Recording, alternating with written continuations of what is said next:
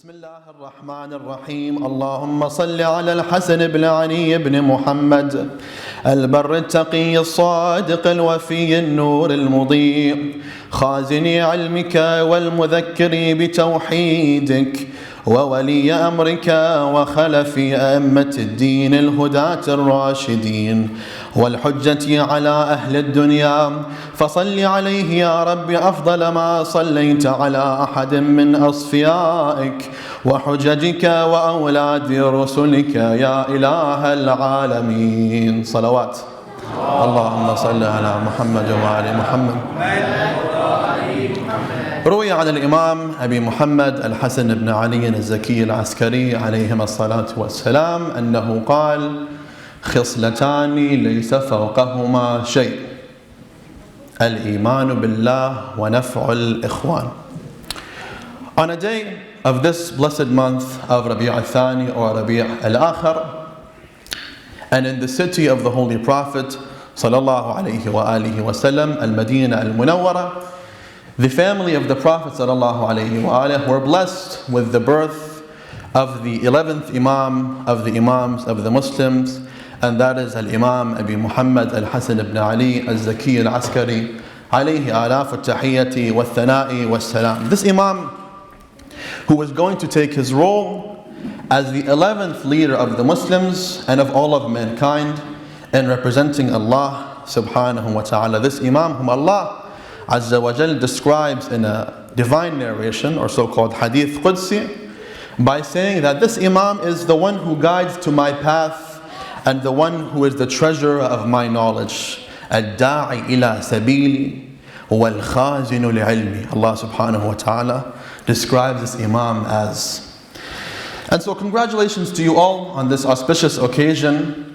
And Alhamdulillah Rabbil Alameen, we are here tonight remembering this occasion and remembering the Imam and remembering some of his words of wisdom and his life and legacy, inshaAllah ta'ala. InshaAllah ta'ala, tonight we would like to benefit a drop from an ocean's worth of the wisdom, of the knowledge of this Imam salawatullahi wa salamu alayhi, and that is under three categories, inshaAllah ta'ala. The first one being is a short, concise biography of the Imam, especially because Al-Imam Al-Askari alayhi salam, his biography is not as known, unfortunately, between the believers. And so inshallah, as a step towards increasing our ma'rifah in the Imam, a short biography about him salawatullahi wa salamu alayhi. Secondly, we'll be discussing in reference to one of the Imam's narrations, people's understanding towards religion and the difference of opinions that there are with religion and what it's all about and its tenets. And lastly, some stories from the Imam's life, salawatullahi wa salamuhu alayhi, that display one of the best characteristics in the eyes of Al-Imam Al-Askari alayhi salam that a Muslim or a mu'min can hold, inshaAllah ta'ala. All of that after salawat ala Muhammadin wa ali Muhammad. Allahumma salli ala Muhammad. So firstly, with regards to the Imam's birth date, so the ulama mentioned that it's either in the year 231 or 232 after Hijrah. And with regards to the day and the month, they agree that it's on the Rabi' al-Akhir or Rabi' al-Thani. But there are three main opinions on the exact date, them being the 4th and the 8th and the 10th. And so Al-Imam Al-Hasan Al-Askari salawatullahi wa salamu alayhi is mentioned especially in the beginning of the month of Rabi' al-Thani. His parents are, for those younger mu'mineen, who is the father of Imam Al-Askari alayhi salam? This is, I don't know if it's a Kahoot question or not, but I'm going to ask it. Who is the father of Imam Al-Askari? Anybody know? Going once, going twice? Al-Imam Ali ibn Muhammad al-Hadi salawatullahi wa salamu alayhi. And his mother, if the first question was difficult, definitely they're not going to get the second question right. His mother is a lady named Lady or Sayyida Salil, or Hadith, according to some different narrations, who was one of the greatest women of her time. And the Imam has words about, Imam al-Hadi has words about his wife, as well as Imam al-Askari about his mother. Now his children, how many children did the Imam have, and who are those children? Is this a cool question or not? Am I taking all the questions? Okay, does anybody know? Can we get an answer from the children, or from the youth? Yes, he had one child. Who was the child? الإمام الحجة ابن الحسن أرواحنا له الفداء صلوا على محمد وآل محمد.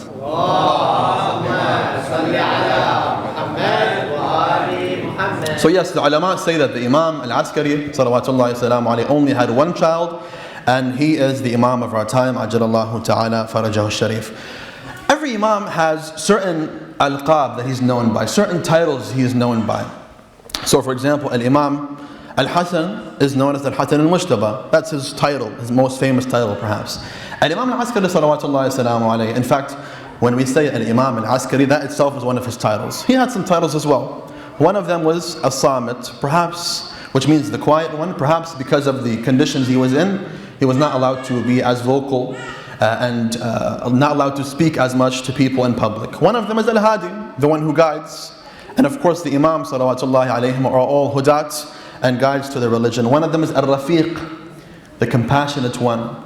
And al-Imam al-Rida salawatullahi salamu alayhi, when he describes the Imam, meaning every single Imam, he says, Huwa al-Abu al-Rafiq. He is the compassionate father of the Ummah. And that's how Imam al-Askari salawatullahi salamu alayhi was. Al-Zaki, the righteous one. Al-Naqi, the one who is purified. And of course al-Askari. Why was he called al-Askari? Because of the city in which he resided, and that was known as Al-Askar, and that is Samarra. And Askar, of course, is in reference to military, because it was a military city at the time. Now, that's an interesting thing about each Imam, and how they all have their own titles. In addition to that, the ulama mentioned something even more than that. They say each and every Imam, they had rings that they would wear. And in those rings, they would have things carved or engraved, writings. And so each of them, if you go back and look in the history of the Imams, one of the first things they mention is the rings that he wore, what was written inside of those rings. That's very beautiful. And if you can, that if you're able to get a ring that has aqiq or fayruz or other gemstone that is praised by the Ahlul Bayt, to get some of these writings in them.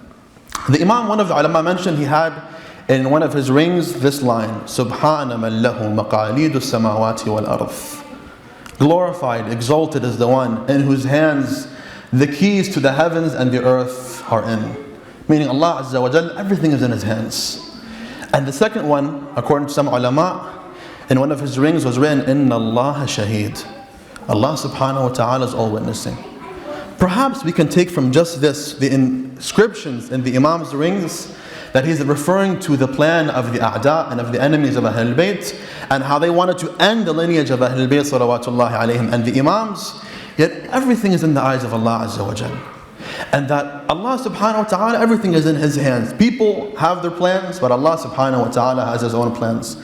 And the Imam al-Askari himself has a hadith where he was telling some of his companions that the zalama, the oppressors, thought they could cut this lineage. But Allah subhanahu wa ta'ala has His own plans. And He does not allow for His nur to be extinguished. And of course, the Imam of our time was born, and he is alive until this day, and he is promised the nasr and victory. Now, about his martyrdom, the main opinion is that it was on which day of which month?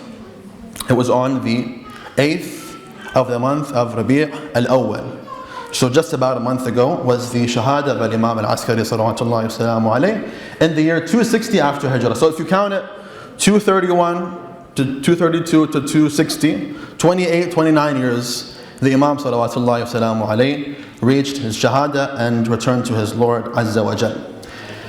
And this is the note before we go on to the main topic, that it is important for us to try and commemorate the Imam's occasions, especially because his birth as well as his Shahada are surrounded by other occasions that perhaps the mu'mineen focused more on.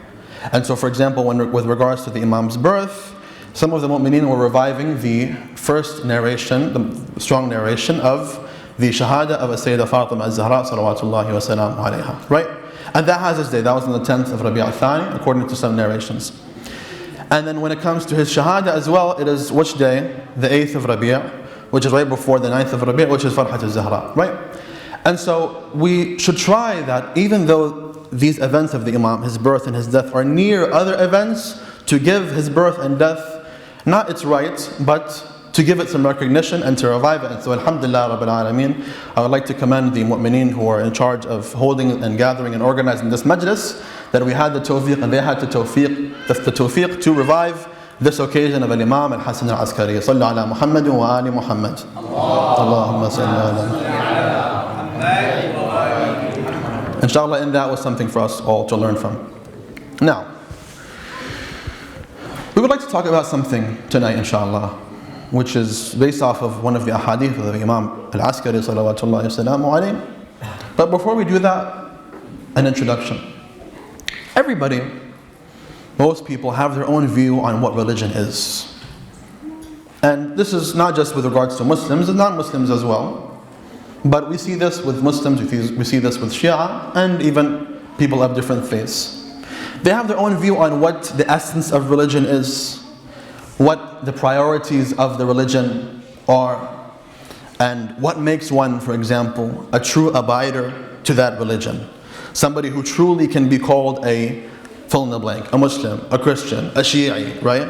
They have their own view. And so, some of them, you see, for example, prioritize certain things. They say, what's religion all about? Some of them say religion is all about these acts of ibadah, these rituals and these traditional acts of ibadah and worship, such as prayers, such as fasting, reciting the Holy Quran, performing ziyarah, these things that are acts of worship, ibadat. And when we say ibadah, we mean that specific meaning, because ibadah is much more than that. That's, for example, some people, that's what they think. Some people, for them, religion, the essence of it, the most important thing, the thing that if you don't have, you cannot call yourself a Muslim, they say it's political involvement. And that if you say that politics has nothing to do with religion and vice versa, and you're not politically active, then you're not a true Muslim. Okay. Some say social activism, that's the essence of religion, right? And if you don't have that, and the social activism that we especially, promote, then you're not a true Muslim, right? And true Muslim, true Christian, true whatever. Some of them say no, none of these things on the outside. What's important is the inside. And that understanding you have in your heart, in your aql, that connection you have with Allah Azza wa Jal, that's the essence of religion. Some of them, for example, have the akhlaq and morals. Those are, in their opinions, what's really important, what's the really priority, what really is the priority in Islam. But before we look at this and before we see people's opinions, let's take a step back and say, before all of this and above all of this, who knows the religion best? Specifically the religion of Islam, better than Ahlul Bayt salawatullahi wa salamu alayhim. Meaning, if we want to know what religion is truly about, what its core is, what the reality of worship is, what it means to actually be a Muslim or a mu'min, the first and foremost people we have to refer to are the Ahlul Bayt salawatullahi wa salamu alayhim, as they represent Allah Azza wa Jal. This religion that Allah subhanahu wa ta'ala sent to mankind, who are the ones who held it and spread it and represented it with their words and their actions and their affiliations and morals and day-to-day lifestyle? Ahlul Bayt salawatullahi alayhim ajma'in. And so each Imam has their own words, clarifying some things that we might understand and misunderstand or understand incorrectly. And so, for example, Imam al-Askari salawatullahi wassalamu alayhi, when it comes to this idea of ibadah, of worship, somebody, if you ask them what is ibadah, they'll say it's ibadah is to be praying on time, praying all of your prayers, praying mustahabbat, fasting the wajib, fasting the mustahab, reciting Quran a lot every day. This is their definition of worship. And Imam al-Askari salamullah alayhi has something else to say. There's a hadith narrated from the Imam in which he says, لَيْسَتِ الْعِبَادَةُ كَثْرَةَ الصَّلَاةِ وَالصِّيَامِ. Ibadah is not excessive praying and fasting. Okay, Ibn Rasulullah, what is it then? إِنَّمَا الْعِبَادَةُ كَثْرَةُ التَّفَكُّرِ فِي أَمْرِ اللَّهِ. The reality of ibadah and what's truly ibadah and what is the root of all ibadah, it is to think about Allah subhanahu wa ta'ala's matters and affairs and commands and actions. Not tafakkur fillah, we're forbidden from that, to think about Allah's essence. We can't understand that as human beings. He says, tafakkur fi amrillah. What does Allah want from us?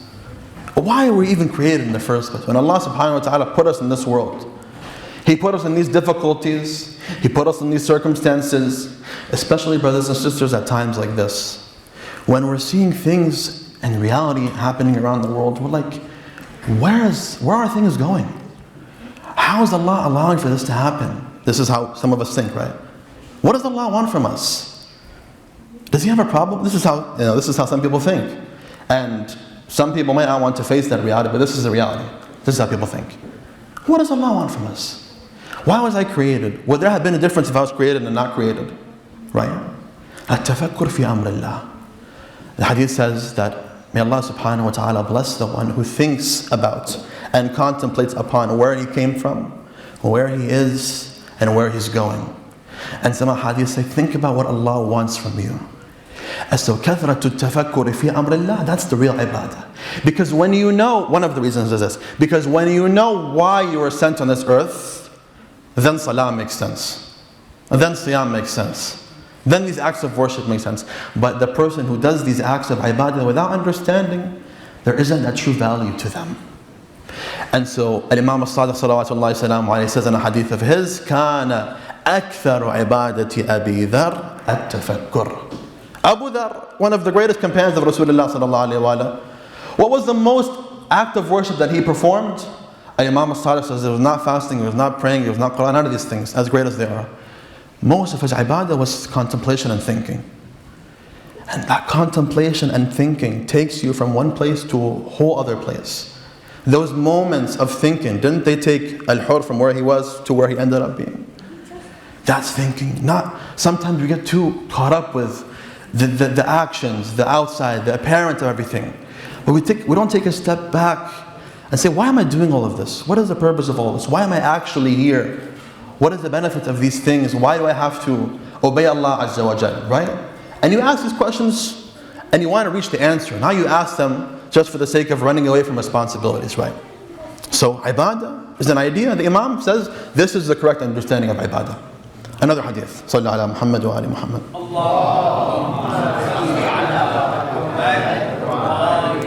The Imam says you want to know the most precautious of people, the one who displays the most wara', as they express it in Islam.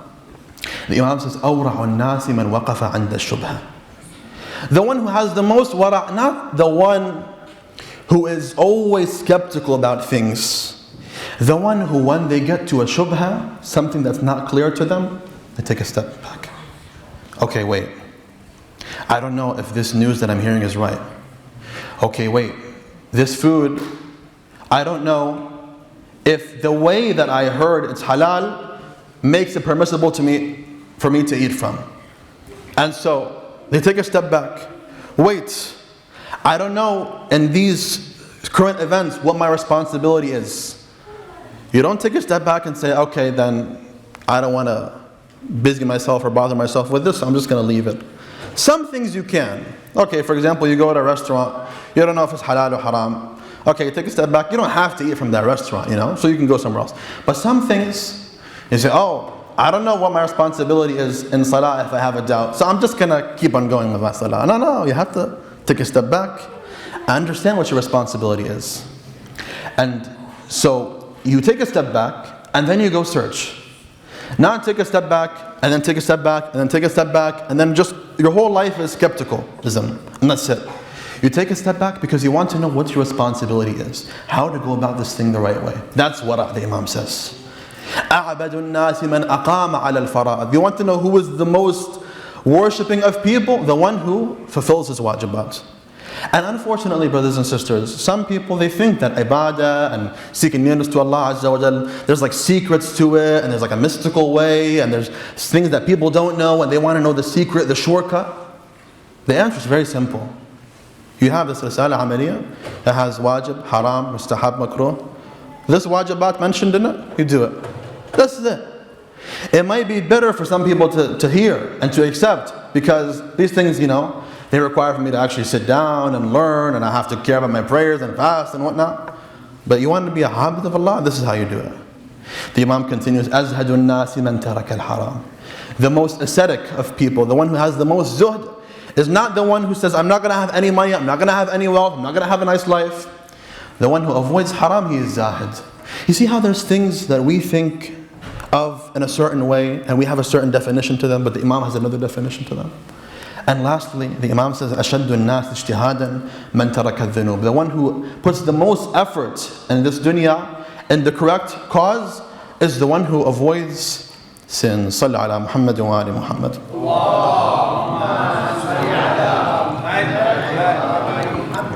And so now we get to the hadith that we mentioned in the beginning. خصلتان ليس فوقهما شيء الإيمان بالله ونفع الإخوان. The Imam says two characteristics. There's no characteristics better than them. Number one, Iman billah, to have faith in Allah Azza wa Jal. And Iman billah, true Iman and faith in Allah, entails Iman in the Prophet and the Prophets of Allah and the Imams and Qiyamah and the Quran. All of those come back to Allah Azza wa Jal one way or another. وَنَفْعُ الْإِخْوَانِ, to benefit and to help and to be there for the brothers. Brothers, the Imam is referring to here, the brothers and of course as well sisters in faith. Meaning, if you want to know what it means to be a Muslim or a mu'min in the eyes of Imam Askari alayhi salam, these two characteristics you have to try and make sure that you have them. That my beliefs in Allah Azza wa Jal, my beliefs in the Prophet and Ahlul Bayt, are they strong, are they firm, are they based off evidence? Do I care about them? If I have questions and details about Allah or about Tawheed or about the Prophet or about the Imam and about the Quran, do I put the effort in trying to get those questions answered or not? That's when it comes to our beliefs. The Imam secondly says, and to benefit and to be there for the mu'mineen. Rasulullah sallallahu alayhi wa alihi wa sallam says, خِدْمَةُ الْمُؤْمِنِ لِأَخِيهِ الْمُؤْمِنِ دَرَجَةٌ لَا يُدْرَكُ فَضْلُهَا إِلَّا بِمِثْلِهَا. This khidmah, this service of a mu'min to his fellow believing brother or sister, it places them in a level, you cannot reach that level unless you do the same thing. Meaning this maqam in the eyes of Allah Azza wa Jal, no matter how much you pray, no matter how much you fast, no matter how much you do these mustahabbat things, you're not going to reach that level unless you do the same thing and you are there for your fellow believing mu'mineen and mu'minat. And Imam Sadiq salawatullahi salam alayhi explains and says, Al-mu'minuna khadamun ba'dhum li-ba'd. The believers are servants of each other. One of his companions said to him, وَكَيْفَ يَكُونُونَ خَدَمًا بَعْضُهُمْ لِبَعْضٍ. How can they be serving one another? Are they like one of them is the master, one of them is the slave? In that sense, the Imam responded, يُفِيدُ بَعْضُهُمْ بَعْضًا, that they benefit each other and they help each other. And this help, it can be financial help, it can be emotional help, it can be help with advice, it can be help with education. Somebody doesn't know something, there's a certain hukum or mas'ala or ruling or something that's important to them, you teach them. They're in need of advice, you give them advice. They want to buy a house, they want to go move to a certain place, they want to take a career, you give them advice if you have and if you can and if you're knowledgeable about that. Emotional. Sometimes brothers and sisters, some of them mu'mineen, some of them mu'minat are struggling. And just if they had somebody they could speak to, it would move a lot of that pain and difficulty from them. And often, they're not going to say anything. But the mu'min, he doesn't wait for somebody to tell him, I need your help, to go and help him.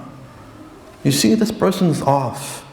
This person is not the same as they always are. You ask them privately, are you okay? Is there something I can help you with? Right?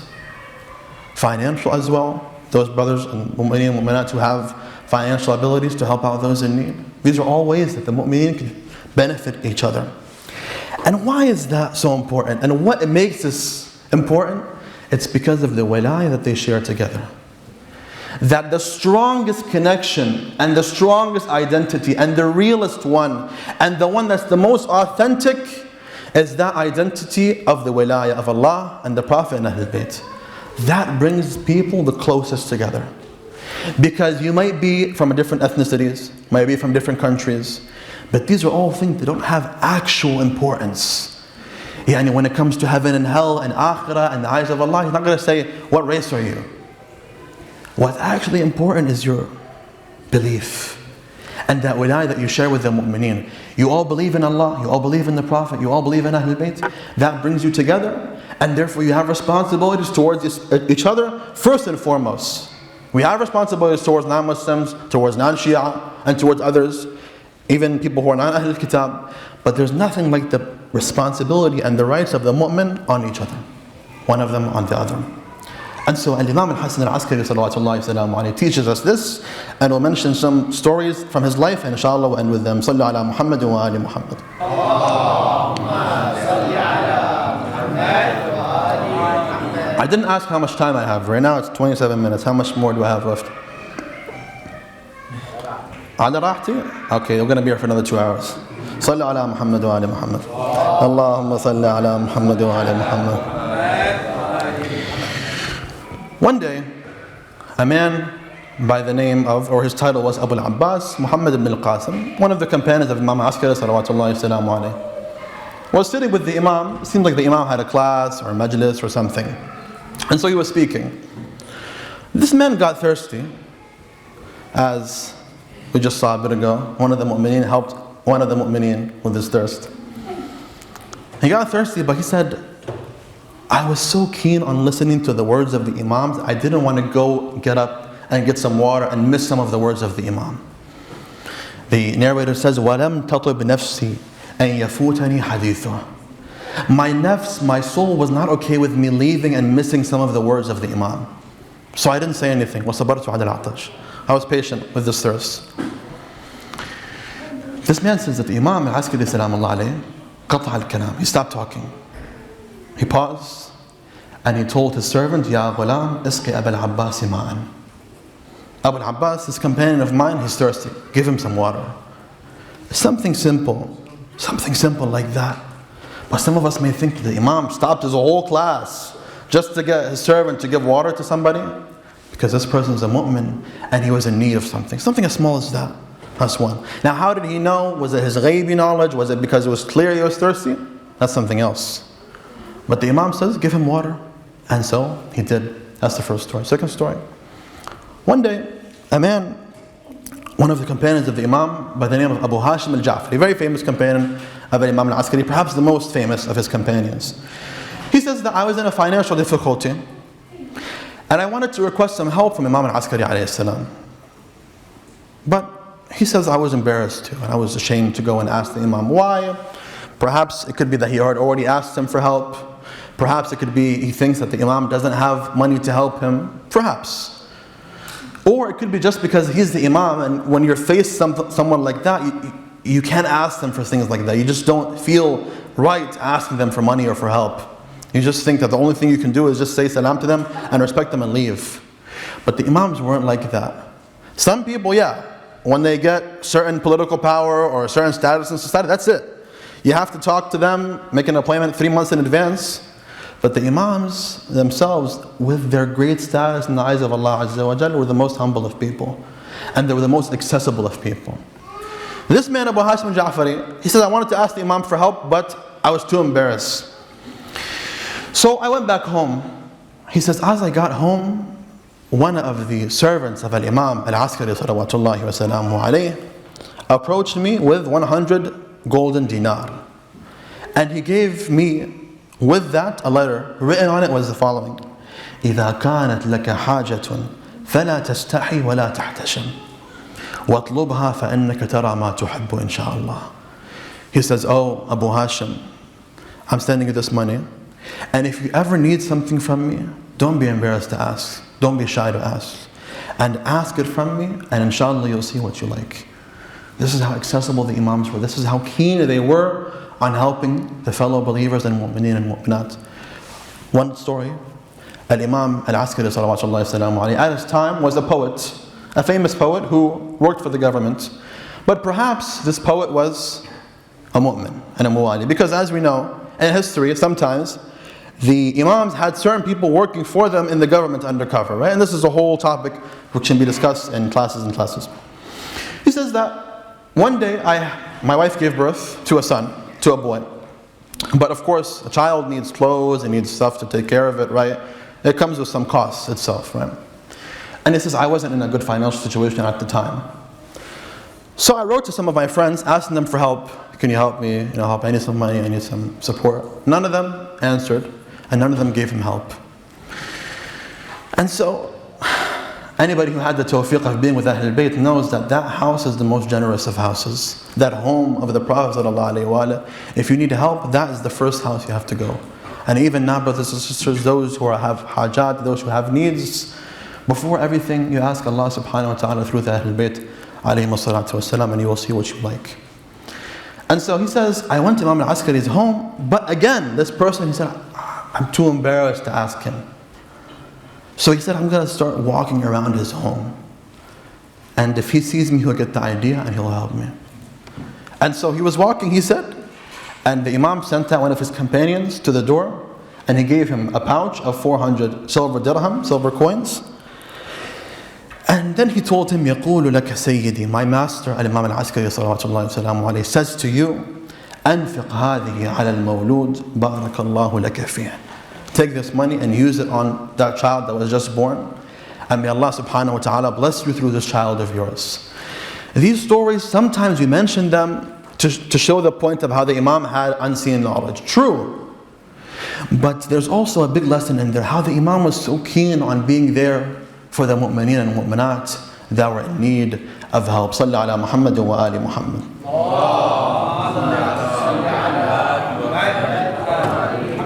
Lastly, inshallah, there's this last story which is incredible, honestly. I read it and I read it and I read it and it's unbelievable. And Imam al-Askari salamullah alayhi quotes or has a narration from him, and then he reads the story about this topic. He says, أعرف الناس بحقوق إخوانه وأشدهم قضاء لها أعظمهم عند الله شأنه. You want to know the greatest person in the eyes of Allah Azza wa Jal? He is the one who knows the rights of his brothers and sisters in faith and tries his or her best to fulfill their rights and to fulfill their needs. This is أعظم الناس عند الله شأنا. ومن تواضع في الدنيا لإخوانه فهو عند الله من الصديقين. And whoever is humble to his brothers and sisters in faith, is humble towards them in this dunya, then he is one of the siddiqeen in the eyes of Allah Azza wa Jal. Meaning those siddiqeen whom we mention in the Holy Quran and the Ahadith, فَأُولَٰئِكَ مَعَ الَّذِينَ أَنْعَمَ اللَّهُ عَلَيْهِمْ مِنَ النَّبِيِّينَ وَالصِّدِّيقِينَ وَالشُّهَدَاءِ وَالصَّالِحِينَ وَحَسُنَ أُولَٰئِكَ رَفِيقًا. The Imam says one of the types of these siddiqeen are those who are so keen on knowing the huquq of their brothers and sisters in faith and fulfilling them. وَمِنْ شِيعَةِ عَلِيِّ بْنِ أَبِي طَالِبٍ عَلَيْهِ السَّلَامِ حَقًّا. And this person, this type of person, is truly one of the Shia of Amir al-Mu'mineen salamullahi ta'ala alayhi. Now, the Imam has a story to tell us from Amir al-Mu'mineen. He says one day, Amir al-Mu'mineen salamullahi alayhi was sitting at his home along with his son Muhammad ibn al-Hanafiya, and the Imam says two brothers of the Imam entered his home. A father and a son, meaning these brothers are not brothers, biological brothers, they are brothers in faith. And so the Imam says, Amir al-Mu'mineen salamullah alayhi got up for them. He made room for them. He sat them down in his room and he sat in front of them. Just that itself is mind-boggling. Amir al-Mu'mineen gets up from his spot. He takes these two people, these two mu'mineen, doesn't mention who they are, if they have a high reputation in society, no. He takes them, he places them down and has them sit down in his spot, and he sits in front of them on the ground. And then he orders for Qambar to bring them some food. And so they bring the food. Amir al-Mu'mineen salamullah alayhi hosts them with this food. They eat, they all eat together. And then Amir al-Mu'mineen says to Qambar, go and bring a briq, so like some container of water, and bring a towel and bring a bowl so they can wash their hands. Because they didn't have sinks and faucets and whatnot at the time. So go bring a towel, go bring a canteen of water, go bring a bowl so they can wash their hands after having eaten this food, right? And so Qambar goes and brings them and comes back. The hadith says, فَوَثَبَ أَمِيرُ الْمُؤْمِنِينَ عَلَيْهِ السَّلَامِ. Wathab means like he got up in a rush. Not فَقَامَ أَمِيرُ الْمُؤْمِنِينَ وَذَهَبَ إِلَىٰ قَمْبَرٍ. He rushed to it. He rushed to him. He took the ibriq, he took the water canteen, he took the dish and he took the towel. And he started to try and wash their hands for them, or to put the water on them, on their hands so they can wash them. This man, once he saw this, the father, he started with the father, the hadith says, فَتَمَرَّغَ فِي التُّرَابِ. He, as a sign of humility towards the Imam, he put his face in the dirt and saying, Ya Amir al-Mu'mineen, can it be that Allah subhanahu wa ta'ala sees me and you're serving me like this? I'm not going to allow that. Amir al-Mu'mineen salamullahi ta'ala alayhi says to him, أقعد واغسل. Sit down, wash your hands as I pour the water above them. فإن الله عز وجل يراك وأخوك الذي لا يتميز منك ولا يتفضل عليك يخدمك. Sit down and wash your hands so that Allah Azza wa Jal sees you and your brother, meaning me, serving you, and he has no virtue above you in the sense that you are his brother in faith. Correct, he is your Imam, but Allah subhanahu wa ta'ala also expects from me to serve the mu'mineen. Allah subhanahu wa ta'ala wants to see me in this state, washing your hands. And the Imam says to him, and I also have my wishes from Allah Azza wa Jal in the akhirah, and I know He will give me back for this. And then the Imam says to him, أَقْسَمْتُ عَلَيْكَ بِعَظَمِ حَقِّي الَّذِي عَرِفْتَهُ وَبَجَّلْتَ. I swear to you by my haqq that you know, allow me to do this for you. And so the man at this point says, okay. Amir al-Mu'mineen salamullahi ta'ala alayhi continues to pour the water on the hands of this man until he finishes washing. And then he takes this canteen of water and gives it to who? Muhammad ibn Hanafiya. He says to him, Ya Muhammad, had it not been that this son came with his father, I would have washed his hands. But Allah subhanahu wa ta'ala does not like for me, the father, to wash the son's hands and not stick with just washing the father's hands. Meaning what? I, the father, I'm going to wash the father's hands, and you, my son, are going to wash his son's hands. قال يأبى الله أن يسوي بين ابن وأبيه إذا جمعهما مكان. As great as this brother is, and this son is, he's a brother in faith, but I'm not going to treat him the same way while his father is there. So I will wash the father's hands and you wash the son's hands. And so it was. He washed, Muhammad ibn Hanafiya washed the hands of the son of that woman. Who is this mu'min? Was he somebody famous? None of it is mentioned. The Imam says, a fellow mu'min, brother of Amir al-Mu'mineen, came along with his son and entered. Now, that's the story in mind. And then Imam al-Askari ends with this. فَمَنِ اتَّبَعَ عَلِيًّا عَلَيْهِ السَّلَامِ عَلَى ذَلِكَ فَهُوَ الشِّيعِيُّ حَقًّا. Whoever follows Amir al-Mu'mineen in this, in serving the mu'mineen, he is a true Shia. Do you see how important this thing is now? That this essence of being a servant of Allah Azza wa Jal and a true Muslim and a mu'min, how the Imam salawatullahi wa salamuhu alayhi emphasizes it. And to conclude, and I've taken your time, and inshallah we're excited to hear the poetry about Imam al-Askari alayhi salam and participate in the Kahoot. Participation is also only 60 and above can participate, or no, everybody can participate. Everybody, inshallah. We'll end here, inshallah. How great would it be if we were to live our lives until we see Allah Azza wa Jal and unite with Him in the akhirah, not see Him.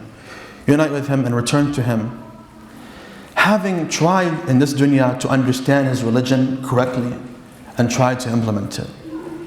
And how unfortunate would it be if we were to live our whole life having our own ideas of what Islam is all about and not putting the efforts in to try and understand it more and understand it better, let alone implement it correctly. And the only way to solve this is through education, brothers and sisters, education and dua. And so you contemplate upon the Quran, contemplate upon the words of Ahlul Bayt alayhi salatu wassalam, connect with the ulama, you ask them questions that you have, attend these majalis. Insha'Allah ta'ala, we have with this the hope that we are able to understand Islam correctly, and amongst those, and to be amongst those people that can say to Allah, Ya Rab, in this life that passed, we tried to understand your religion as best as we could, and we tried our best to implement it, Ya Rab, the rest is in your hands. And we want to be amongst those that Imam al-Askari salamullah alayhi says about فَمَنِ اتَّبَعَ عَلِيًّا عَلَى ذَلِكَ فَهُوَ الشِّيعِيُّ حَقًّا. Isn't it our dream to be true Shia, to be true muwaleen and mu'mineen? Insha'Allah ta'ala, with our efforts in trying to implement this, and with the barakah of this majlis, insha'Allah, we are able to reach that level. هذا وصلى اللهم على محمد وآله الطاهرين.